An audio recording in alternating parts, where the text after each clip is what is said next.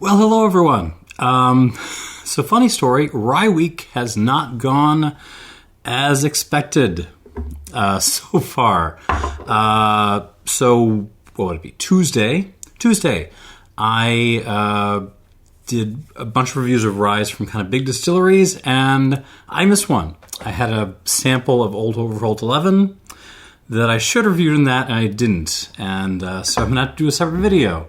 And also there's something in this that just doesn't kind of fit with any of these others, which is the Wolves blend of rye and beer distillate.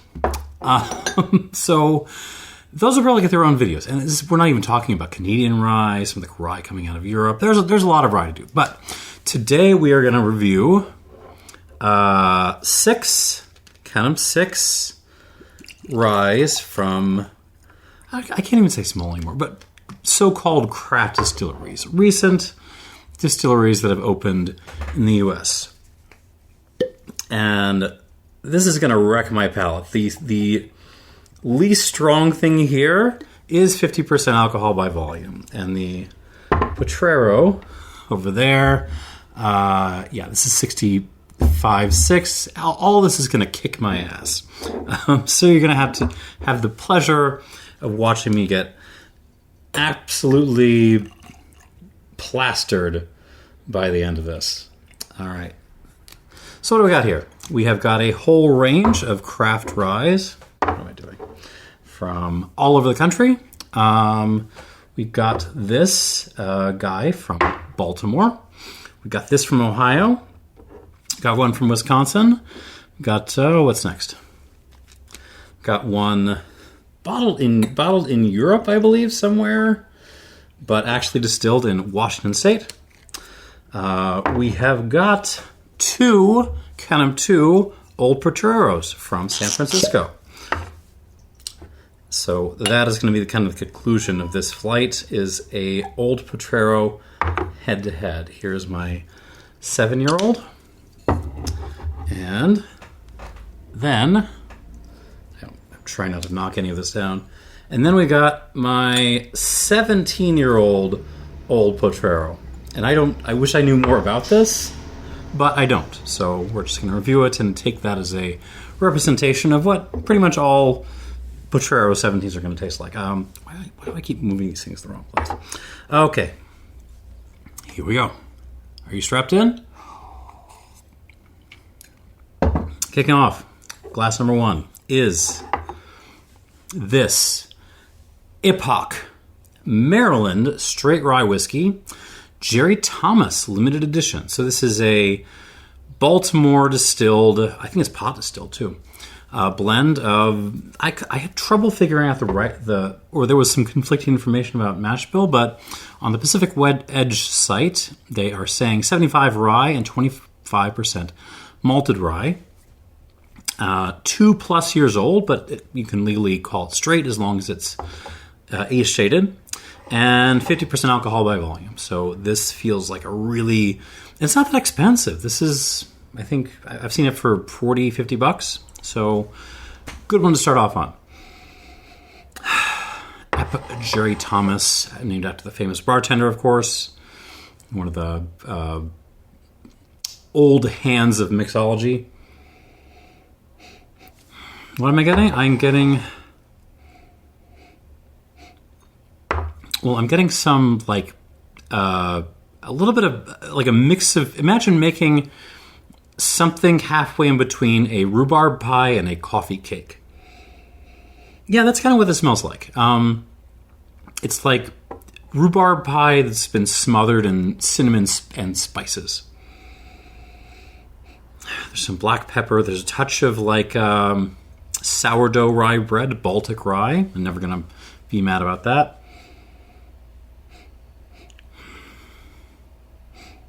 The coffee cake is really sort of overtaking the rhubarb pie element, but still into it. A little bit of orange peel, black pepper, big old scoop of vanilla ice cream.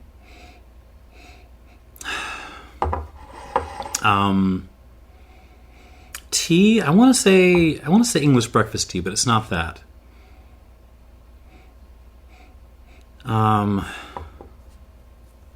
It's more like just awesome tea with a twist of citrus, maybe like a lemon spritz in there.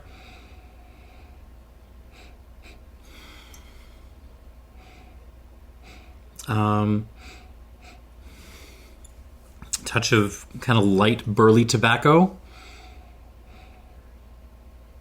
And that's it. I mean, it smells young, fresh, vibrant. America. Yeah, let's see what this tastes like.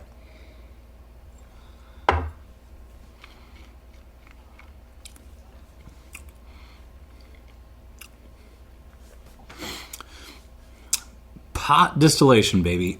Batch distillation. I'm not necessarily saying batch distillation is better than continuous distillation. We saw a lot of continuous distillation last time. But in certain kinds of situations, it just gives you more texture. It gives you a lot of things, but a lot of the time, batch distilled, whiskeys just have more texture on them.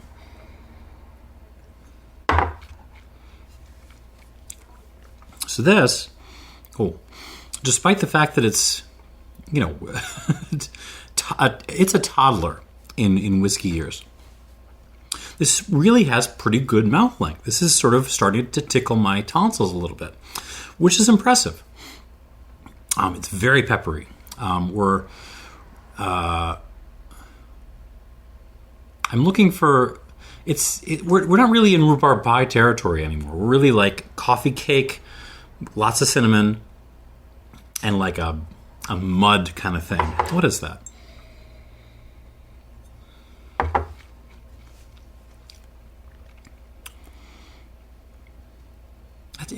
It's almost French oak-like, honestly. It's bringing a kind of dirty Armagnac element to this, dirty young Armagnac. So almost like that mud thing that Armagnacs can almost do. But I don't think there's any French oak on this. I think that's just the nature of the distillate.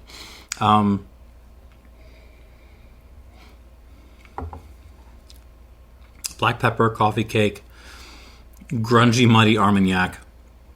I'm really digging the mouth presence on this. Old coffee grinds. There's still a tea element on this, but it's less brewed tea and more like used tea leaves, like used Assam leaves.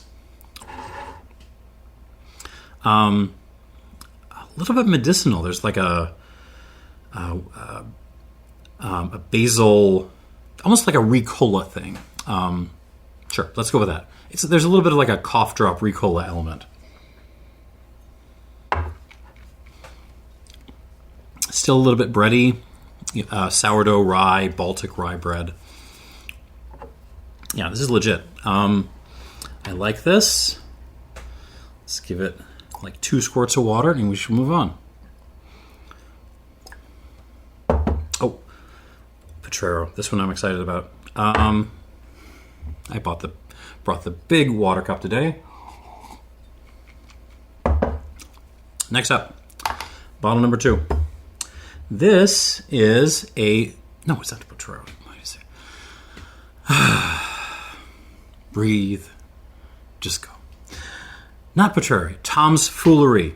Bonded rye. Tom's Foolery is, in my opinion, the best thing about Ohio. Maybe the Cleveland Orchestra in its best moments can compete. But Tom's Foolery is fantastic. They make apple brandy, which is stunning. They make some bourbon, which I adore. And this is, I think, the first rye I've had from them. And I'm excited because this is a K&L pick that was very kindly muled to me. It's 8 years old, distilled April 2015. Barrel number 420, bottled and bond. So 50% alcohol by volume. Did I write down the mash bill? Yeah. Every single release from Tom's Foolery is a little bit different. So there's really no consistent mash bill, but the number I kept seeing was 70% winter rye and 30% malted winter rye. And of course, also pot distilled. 8 years old. Let's see what we got. Ooh. Talk about medicinal. Wow. Yeah, this really smells like you just walked into a 1920s medicine shop full of tonics. Like, that is what this smells like. It sounds like old, Prohibition era tonic that you take for what ails you. So tree bark, cough drops again. Oh, but there's like a burned oatmeal thing to this. Lots of black pepper. Bitters, Peychaud's bitters.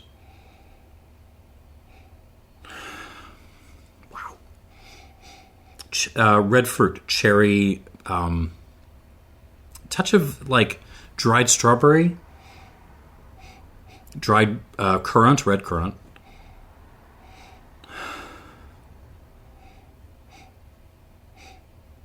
It just smells. It smells more grungy than the Epoch did, almost like a road tar element. Puerty. Oh, this is fun. This is what I love about craft whiskey. No, it's not smooth, but sometimes that's not what you want. You want dirty. You want something that's going to challenge you a little bit. All right, on the palate.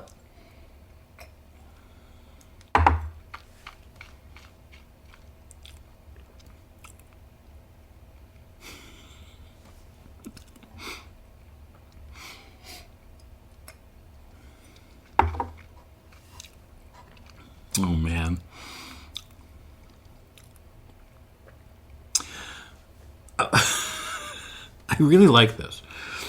So last time, I think the winner of the last flight was the Jack Daniels, right? Which is basically you're drinking banana bread. I feel like the kind of person who really, really, really, really dug that Jack Daniels rye, they would run away screaming from this. This is green. It's medicinal. It is not, it is austere. Oh, but I love it. This would make a Boulevardier so good it would blow your head off. What are we getting? Again, old school medicinal tonics. Green stuff. Wintergreen, sage, basil, a couple sprigs of mint thrown in there too.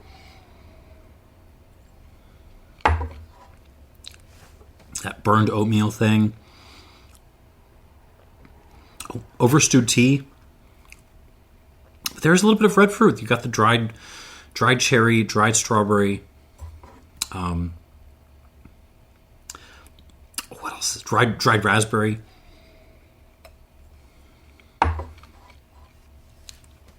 Yeah, this is my kind of rye. Very, very, very austere. Also slightly floral, especially on the finish. My mouth is just full of. I mean, it's flowers, but it's also like flower stems. It's really green. This is. A lot of people are not going to like this. I like this a lot. And if this is your kind of thing, it's your kind of thing. What can I say? But it's not just that I kind of personally like it. This is good. Lots of different flavors interacting in complex ways, and the mouth presence is really, really good. I was complimenting the Epoch on having decent mouth length. This is getting in my lungs, man. This has got a length on it. The finish just hangs and hangs and hangs. Maybe the texture. Maybe I would love a little bit more to the texture. It's a little bit kind of grainy, but man, this is delightful stuff if you can get over the really austere green style that it is bringing. Let's come back to that in a moment. And option number, we're going to Wisconsin. J. Henry rye. And this is not just any J. Henry rye. This is their Spooner Reserve, which is basically their name for their single barrel rye. This is barrel number 2413R. 4 years old. Thanks, Joe, for this sample. Now, I somehow have never tasted a J. Henry rye before. I like their bourbon, especially once it has, an extra couple of years. The single barrels are fantastic. Pricing is a little bit annoying, but the quality can get there. What else do I have to say about it? Mash bill. Did I write this down? Yes, I did. 64% Spooner rye, which is apparently a varietal. 14% of J. Henry's own heirloom corn, red corn. 14% winter wheat, 8% malt. So it's a 4-grainer. And this particular cask is 59.39% ABV.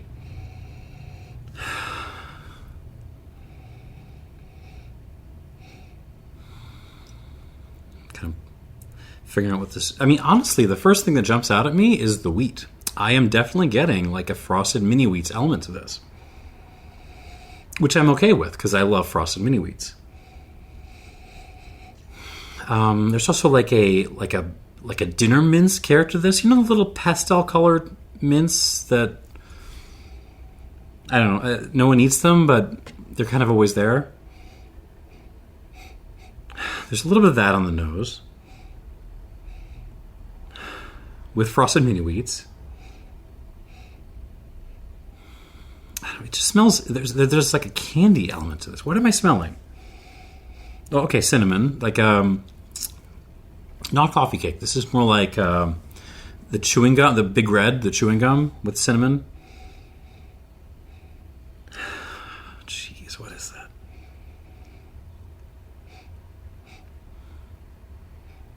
It's like it smells almost doughy, like cake dough or something like that. Yeah, you know what? That's exactly what this smells like. So imagine you have a big old bowl of cake dough that you're mixing, and you throw some Big Red chewing gum in there and a couple of big things of frosted mini wheats.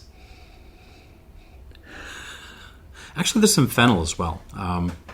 We're on the aniseed thing. The Peychaud's bitter thing I was getting before? It's kind of back. It's that kind of medicinal aniseedy thing.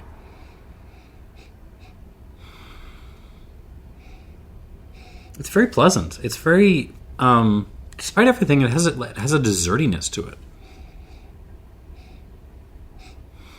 Here's a little bit of a curveball. It almost smells like a rum. Interesting. There's more going on here, but it's hard to nail down. Black pepper, of course. Almost a little bit of a pancake syrup thing. No, I'm not getting more. Let's see what I can get when I add water on the palate.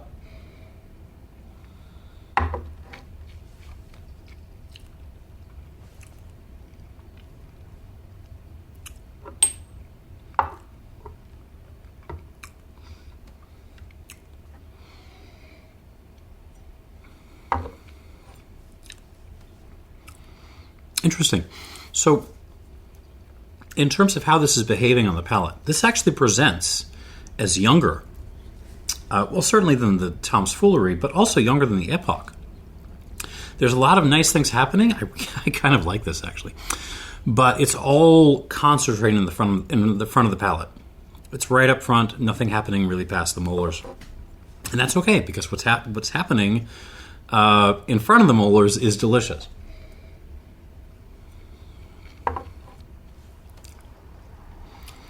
Like fermenting birthday cake, of all things. There's a cream corn element to this. Interesting. You got your frosted mini wheats. You got your Peychaud's bitters with that little medicinal aniseed thing. Cinnamon, black pepper.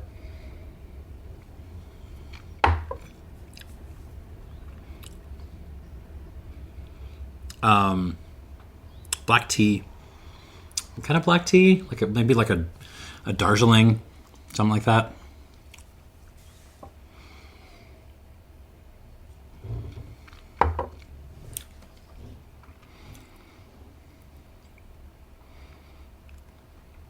There's a little bit of a graininess to this. It's almost like, along with your fermenting birthday cake, you threw some Wassas, the crackers. My girls love them for some reason.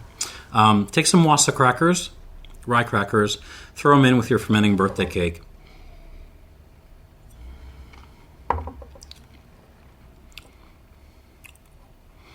Right on the arrival, there's a burst of kind of bitter cherry, which is fun.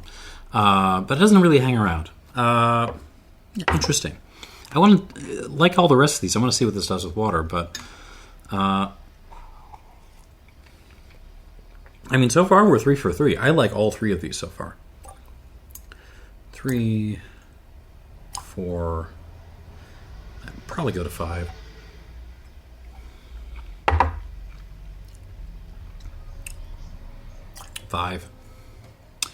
And we move on. Glass number 4.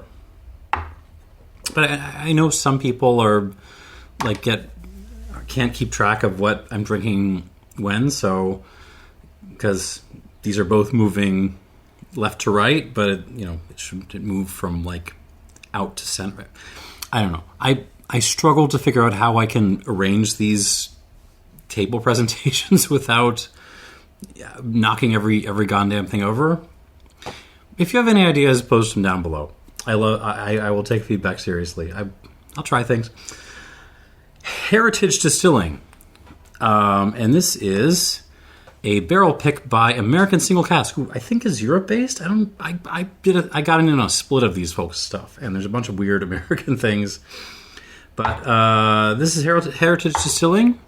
I know next to nothing about them except that they have got a listing on the NASDAQ, which is not a good sign.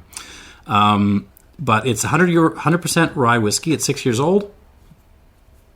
Distilled 2015. And based in Gig Harbor, just outside of Tacoma. 63.25%. I don't know if they're pot distilling this or using column. Who cares? Let's taste it.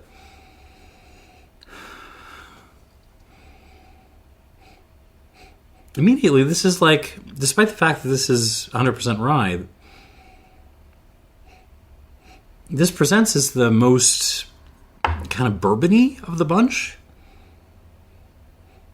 What I mean is it presents sweet. I am getting overt vanilla on this. Brown sugar. Really almost what is that? Strawberry bubblegum, interesting. Also cherry bubblegum.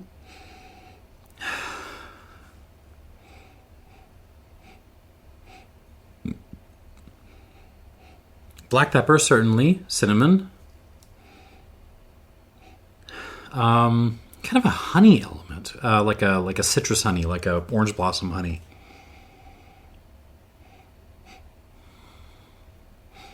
Also, just some kinds of candy stuff, almost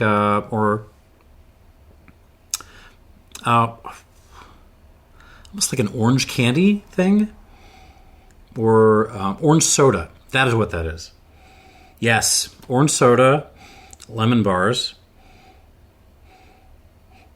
So I'm naming the strawberry and the orange lemon candy stuff, but I'm naming some non-traditionally bourbon notes, I know, but something about the profile, it just smells very sweet, very candied, very inviting.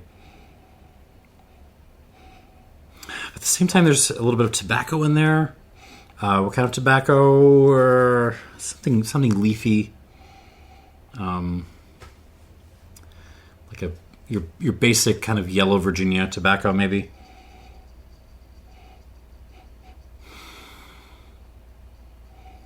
Interesting. On the palate.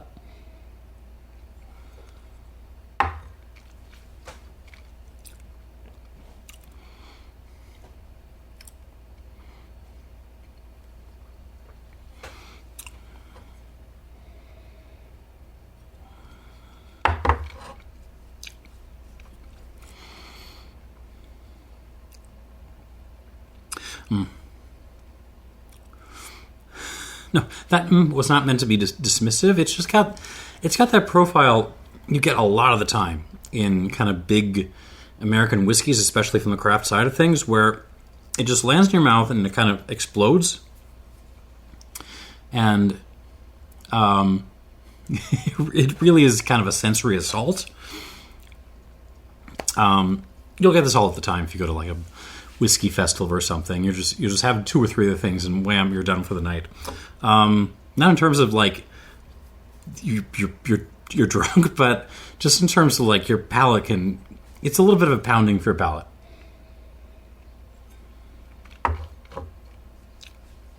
Yeah. So initially right up front, you're getting that kind of cherry, strawberry bubblegum thing, along with some vanilla.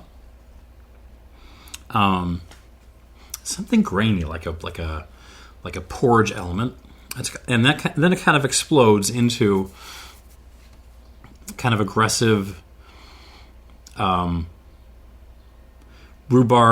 medicinal rhubarby stuff, along with black pepper, overstewed tea.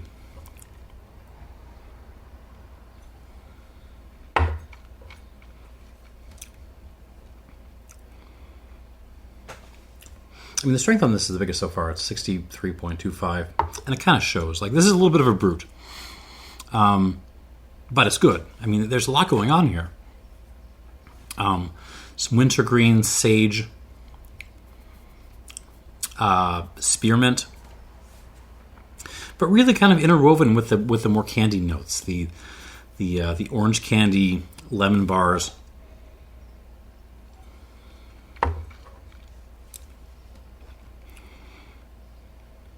Rhubarb. Good mouth presence. Length is very, very good. It's not subtle. It really is not subtle, but on points, this is very good. It's maybe not the sort of thing I want to reach for very often, but again, some of you, maybe the same folks who really hated the Thomas Foolery here, would really be into this.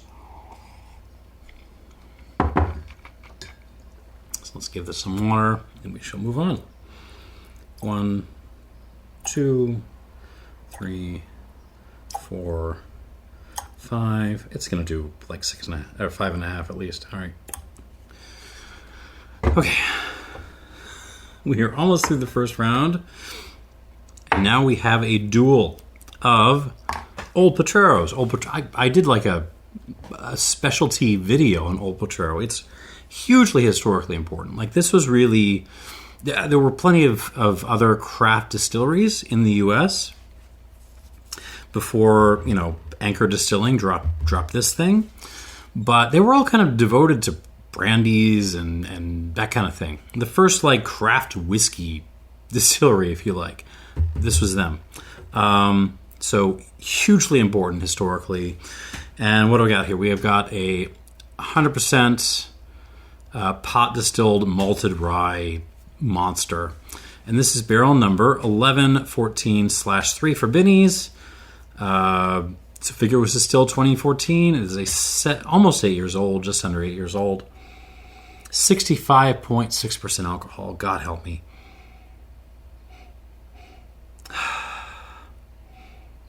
Actually pretty reserved on the nose. Maybe that's just the strength of this.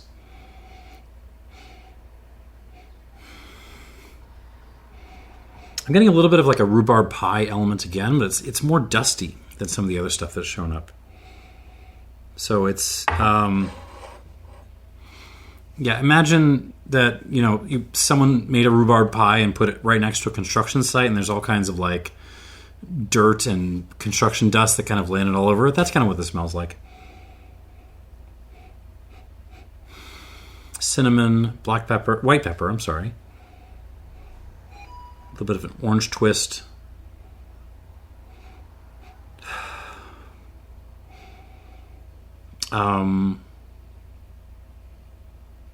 Some kind of tea element. Russian Caravan. There we go. But I gotta say, on the nose, not the most complex of these so far. It feels a little congested. There's some kind of grainy breadiness to this. I'm gonna go back to wasas. Not the standard light wasas. This is the sourdough wasas. The kind of bigger, darker ones. Okay, on the palate.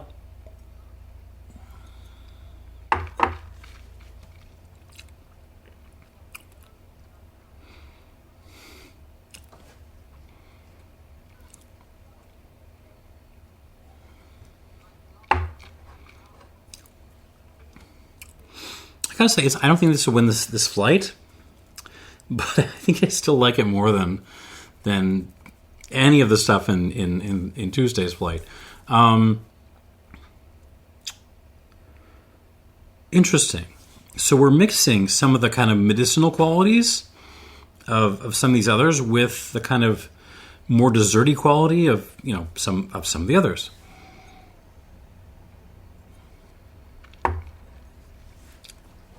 Yeah, so you were getting old Prohibition era tonics,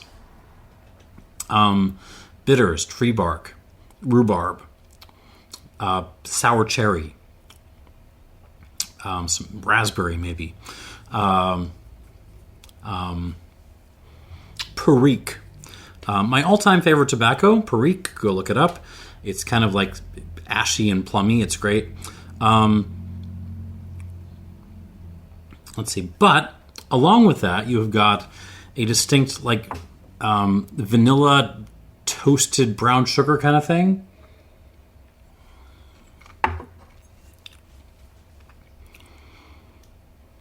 Some green elements, leaviness, basil, mint. Yeah, this is kind of bringing a little bit of everything. And in terms of mouth presence, again, it's kind of right in the middle. We are doing a little bit of tonsil tickling, not too much. It's got a longish finish, but not too long. I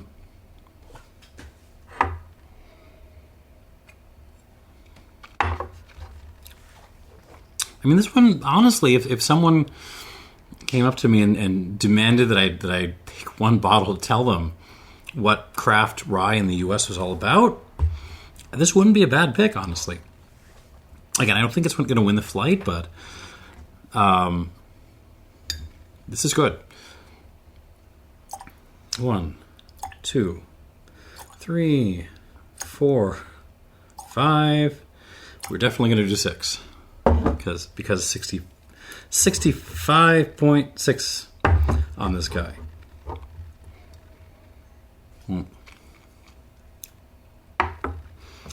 But that is not the last in the lineup, because the last in the lineup is also a Potrero, but this is 17 years old. It's also a single barrel. I don't know what barrel this is or who bottled it, because the tiny little label doesn't have it on there. But it is 58 degrees alcohol, also 100% malted rye. This might be the oldest rye I have ever tasted, except for some Canadian stuff, but that's kind of a different game.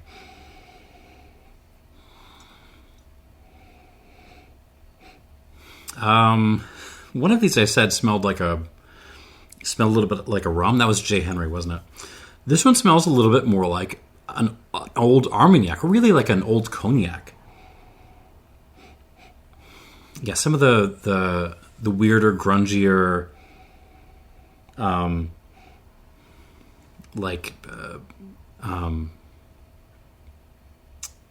maybe I'm some of the more cognac leaning Armagnacs, they kind of get very old.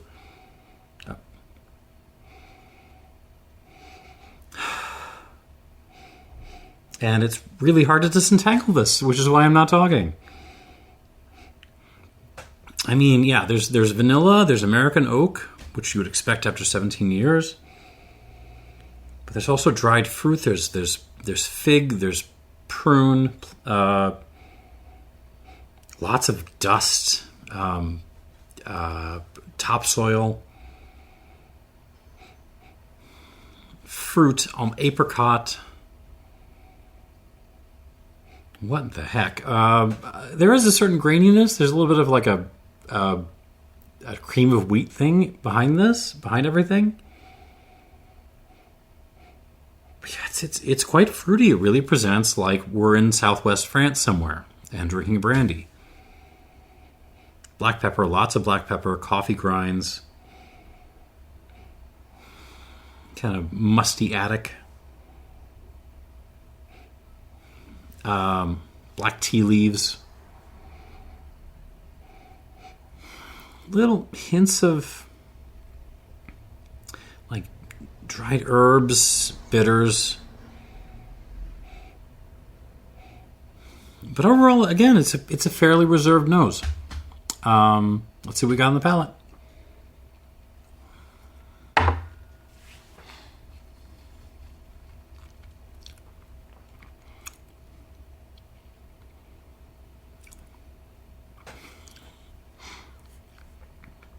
Oh.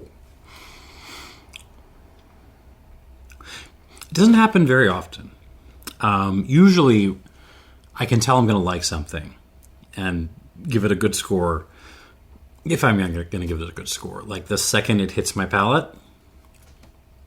But every once in a while, I'm like, it hits my palate, and I'm like, yeah, that's yummy, that's good, that's fine. And then the longer the finish lingers and keeps going on, the more I'm like, oh yeah, this has got something.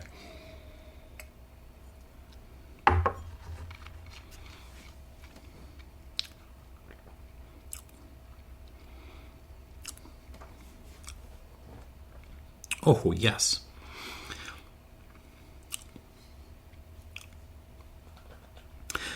That is such a fun transition. Okay, so it arrives a lot like the 7-year-old. It arrives kind of in a package of combining some more medicinal elements, rhubarb, bitters, a little bit of herbs, with kind of yummy stuff. Black pepper, coffee cake, vanilla, cherry. That's what happens when it hits your mouth. And then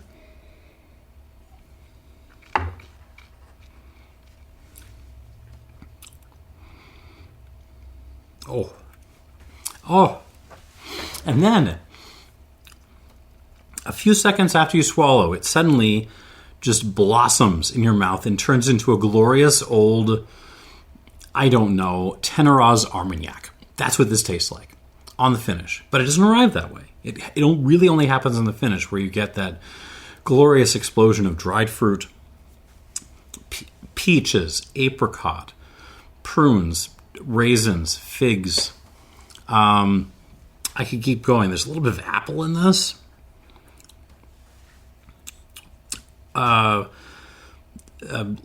Lemon, orange, even a little key lime.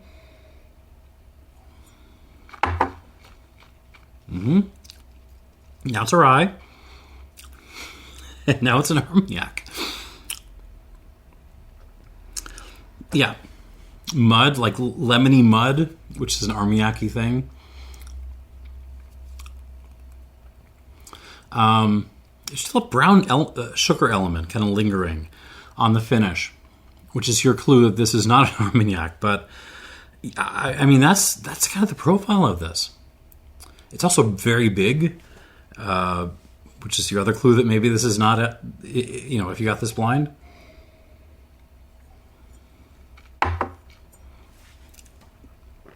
This is fantastic.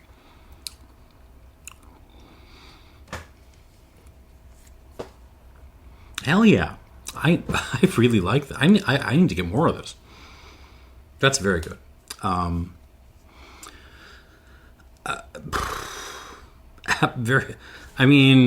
can I say? This is a damn fine American whiskey, and I want to see what it does when I throw a little bit of water at it.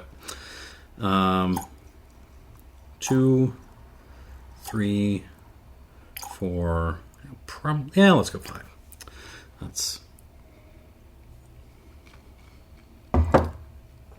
That has such a fun story to tell. Okay, let us. First, let me keep my computer from shutting down. Let us go through this one more time. And aside from some final scores, I mean, So the headline is all these are good. All these are good to great. So yeah, let that be the headline. In terms of score, I think the lowest score I might give might be the J. Henry. At least going into the second half of this. So yeah, like the bottom going to the second half would be the J. Henry, and this is good. It's just like it doesn't have the form and the presence of the others. And yeah, the Potrero 17 definitely kind of ahead, but these are all really good, which is great. Back to the Epoch. Here we go. Let's see what this does with water.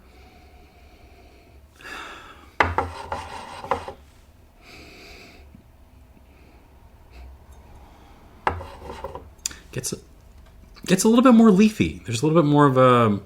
I don't mean like herbal medicine leafy. I just mean straight up like, you pulled, your 3-year-old toddler, if you're like me, pulled a couple of leaves off the tree and you just kind of, told her not to do that, but then took the leaves and kind of smelled them. There's a little bit of that. Yeah, rhubarb pie, coffee cake. It's more leafy. That's the main change. On the palate.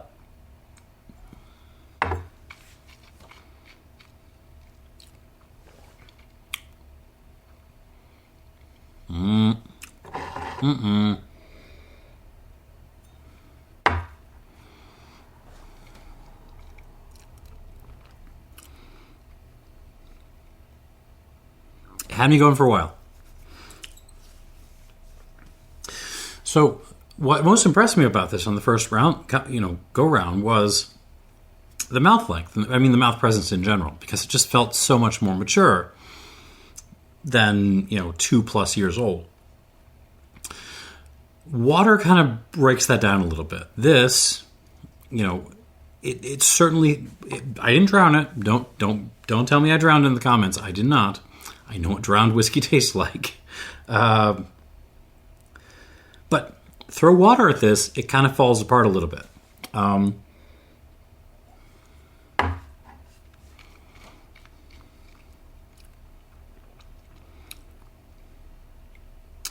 Yeah, the texture, it just gets a little bit thin. It starts, and don't know what happened to the focus there.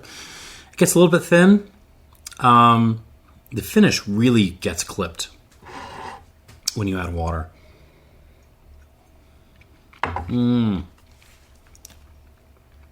Length is still okay. Actually, it's kind of what remains intact. But yeah, this is still a very good rye whiskey, but in terms of flavor changes, not really. I mean, it tastes pretty much like what it did before. It's just thinner and shorter on the finish. It does not like water. This does not like water.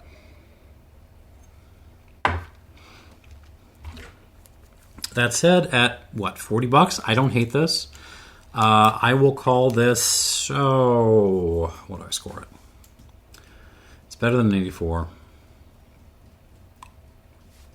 Let's call this like an 85 minus. But it's like, it's on the better side of 85 minus. Like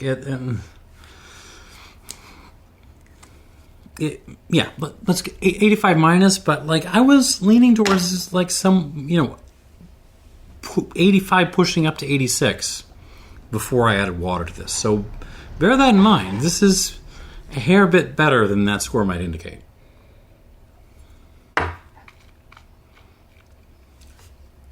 Good rye. It just, doesn't like water. Moving on. Tom's Foolery. This So this was one of my absolute favorites going to the second round. Even though I don't think it's for everyone. Let's see what we got.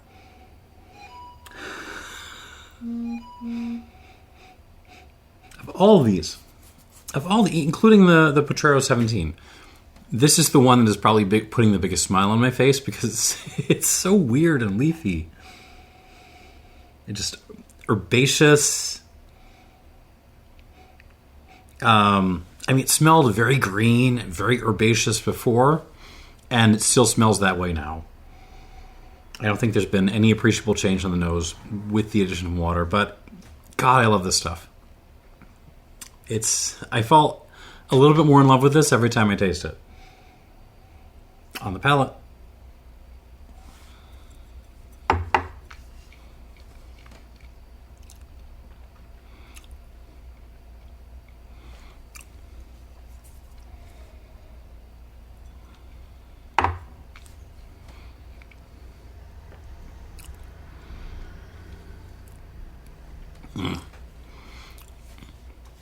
It took the second sip to convince me. This is one of the ones where after you add water, it really...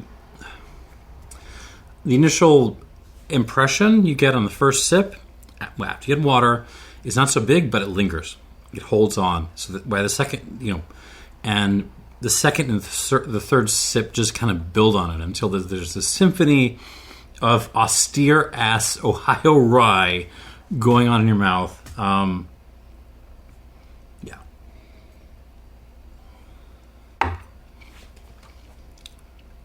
George Zell would approve. This is awesome. Again, not a huge change in the profile. There is more of it. There's like a dark chocolate element creeping into this, like a dark, grainy, earthy chocolate kind of thing happening. But it's the herbs that are the star here. Just leaves, herbs, green stuff. I really like this. I mean, I like Tom Foolery stuff in general, but I mean, it's just a fantastic rye. What can I say? Score-wise, I can't get an 88. I will do an 87 plus, though. 87 plus for this 8-year-old Tom's Foolery rye. And yeah. Last I checked, this was still on closeout at K&L. So if you see it, stock up. Assuming this sounds like your thing. Moving on. We are back at the J. Henry, right? J. Henry, Spooner Reserve. This was kind of, this was at the more modest end of my scoring. Not because it isn't good. This was very good. It just wasn't quite keeping up with the pack. But yeah, this would be such a fun one to throw in to throw to a bunch of nerds to taste blind, because I swear to God, on the nose, a lot of people are going to mistake this for rum. A lot of people. It's got this kind of like fermentary birthday cake thing with like aniseed and fennel and basil and mint that really says, hey, I might be a rum. No, but then you got that like the creamed corn element, the like frosted mini wheats element. This is fun. At 4, this is nice. I would love to taste this at some of the ages these are starting to hit, like 7, 6, 8, 17 years old.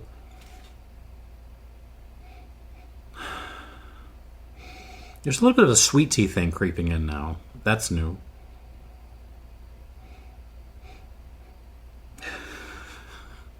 I like this. I don't think it'll win the flight. I like it anyways. On the palate.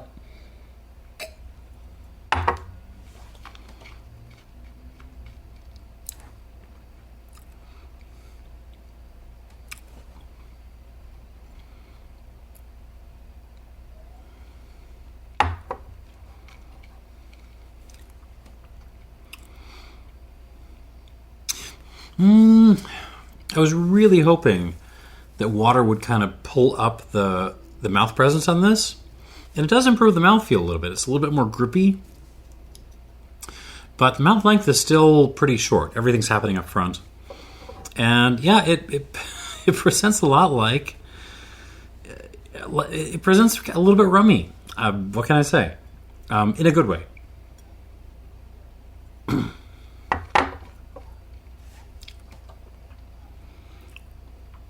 New elements? I mean, not really. I mean, some medicinal stuff. Fermenting birthday cake. Creamed corn. Cherry. Dried cherry.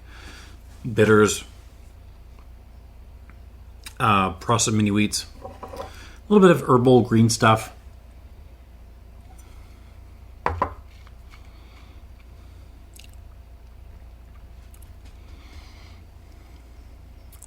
No, you know what?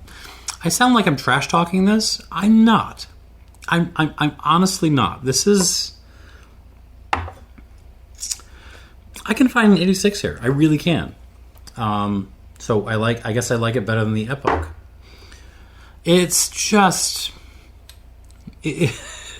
compared to some of these others, I just want a little bit more from the way it acts in the mouth, if that makes sense. I will still give this an 86. 86 points for the J. Henry Spinner's Reserve, whatever cast number this is. Moving on to the Heritage. Yes, Heritage Distilling. This was the most bourbony of the bunch, even though it had basically no bourbon flavors to it. Oh, yeah, I mean, it explodes with fruit and desserty fruit at that. I mean, yeah, it's a big old parade of crazy exploding fruit flavors, like cherry, strawberry, plum, like grape, all in bubblegum form. Apple. There's a grainy thing in the back of there, and a little bit of some herbs and flowers flying around to kind of remind you that this is a rye. But yeah, the fruit explosion on this is really fun and interesting.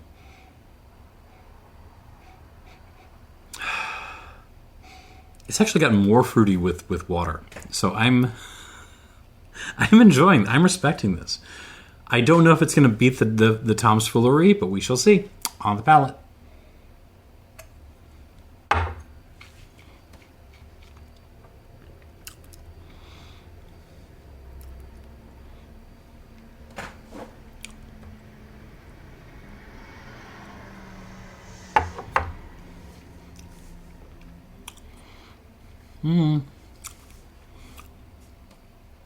It's not going to be the Tom's Foolery.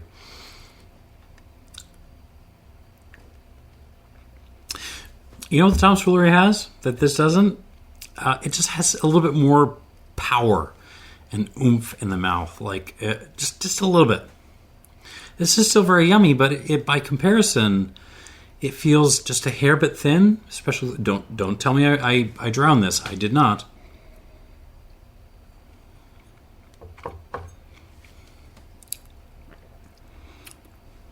Oh, but it's good.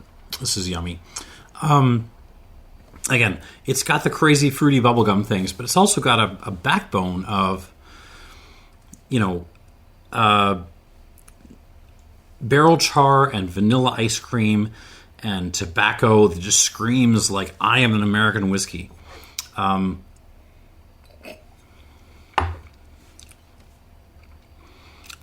Good pick by the American single cask people, whoever the heck they are.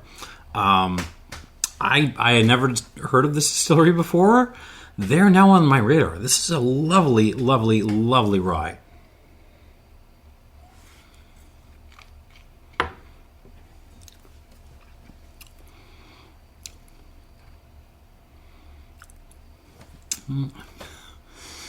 But I will say it's the second one in a row where I feel like just another year or two would really benefit this in terms of how it's behaving in the mouth. But I will score this over the J. Henry. Not as let me try the Tom's Foolery one more time, just to see. Oh yeah, I need 2 sips.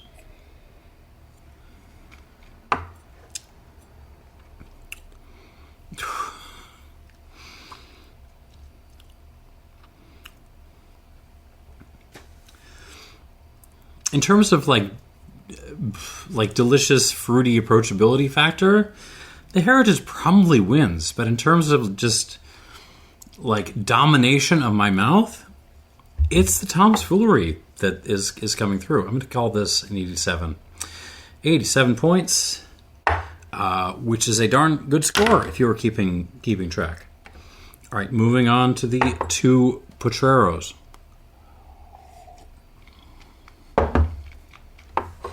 This is number 1, the 7-year-old, almost 8-year-old.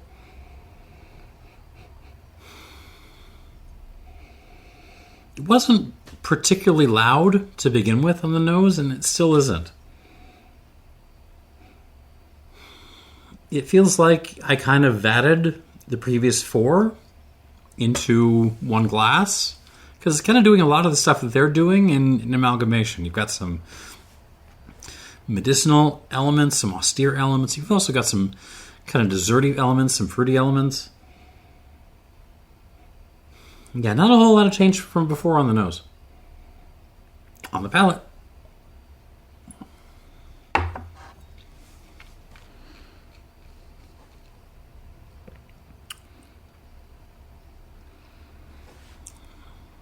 Ooh. The pepper comes out.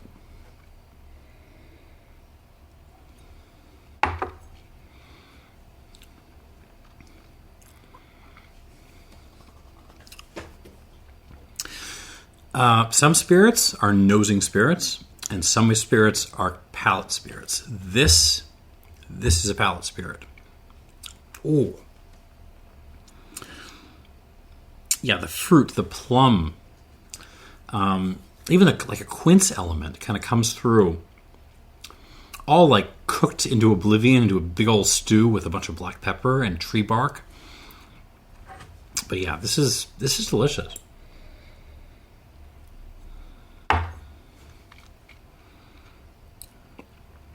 A little cream of wheat thrown in there for fun.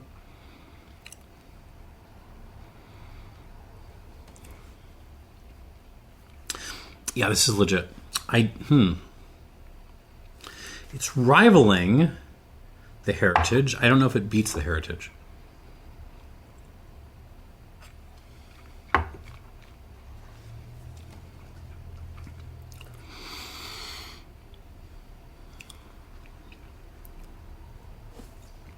Doesn't beat the Heritage. We're in a game of like, points and pluses here, but very close. I'm going to call this an 86 plus. 86 plus points for this. No, wait, that's 17. That's wrong. Sorry, I'm a little inebriated right now because I've been tasting several high proof whiskeys here. 86 plus for the Potrero 7-year-old.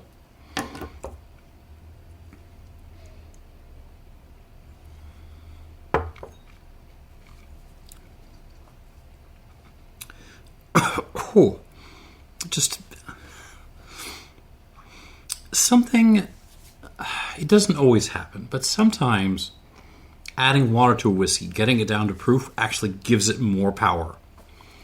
Rather than less. And this is one of those cases. It really just like firms everything up.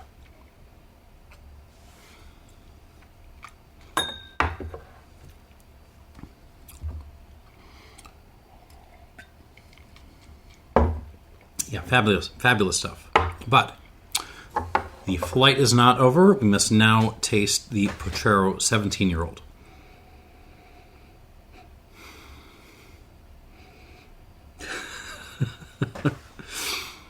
This and the J. Henry are the ones that would be fun to throw into a blind tasting, because I swear to God, this smells like this smells like it came out of the Southwest France and just is some kind of grape must-based brandy that was in someone's cellar for 3+ decades. That's the vibe on this.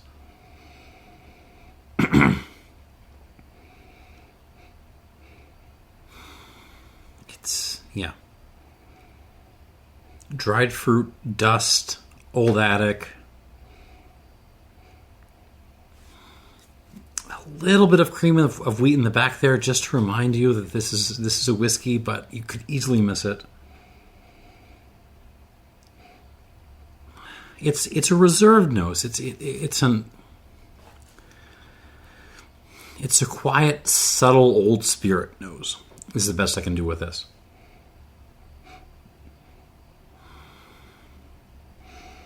On the palate.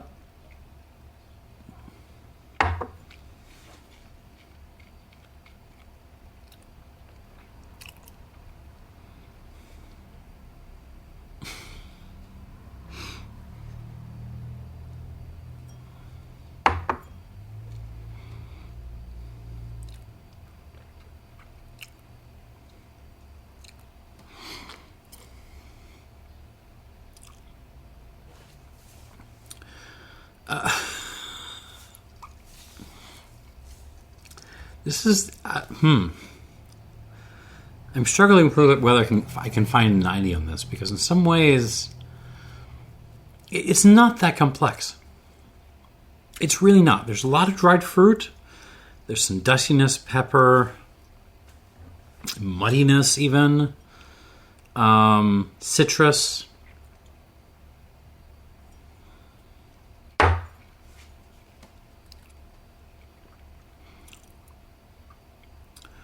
And there's such a delicacy to how this develops in the mouth. Oh God, I love this. I love this stuff. Can I get this to a 90? I really want to. I don't know if I can.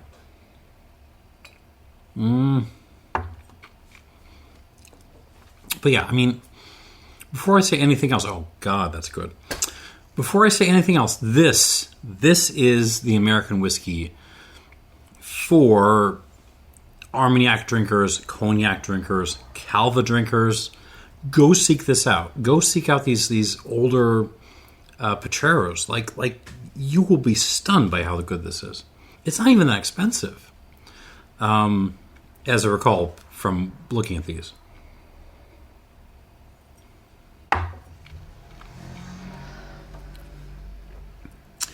Arrives like a rye, but then as it develops, it just explodes into glorious, like, old world spirit. I adore this. I want to do a 90, and I can't. I can't. The complexity is just, it's not quite there. It's not quite there, but I will give this an 89 points score because it deserves it. 89 points for the old Potrero, 17-year-old. And yeah, that is your lineup. So, what do we got here? Coming in last in the craft rye category is this Epoch Jerry Thomas with an 85 minus. I still like this. I still think it's pretty good. Just don't add water to it. Although, that being said, the Jerry Thomas part does imply that this is kind of intended for cocktailing purposes, and the way it behaves makes me think maybe it wouldn't be that great for cocktailing. In any case, 85 minus. Next up from that, the J. Henry Spooner Reserve Rye, 86 points. Damn good rye, as good as anything I tasted in the last video. I would love to see this with another 2 or 3 years of age on it. It just feels like it needs a little bit more texture, a little bit more power and presence to it, and it would just be like fantastic and over the top. And then, yeah, Old Potrero, 7-year-old, Binny's pick, $86. Got a little bit of everything, honestly. It's got a little bit of the medicinal, like weird herbal side, but it's also got the kind of delicious, fruity, desserty side. It's hard to do better in the genre of craft American rye. And then, with an 87-point score, the Heritage Distilling, 6-year-old.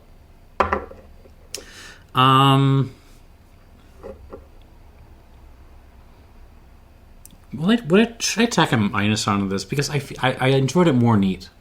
I honestly enjoyed this more neat. No, I'll keep it in as 97. Big, fruity, American.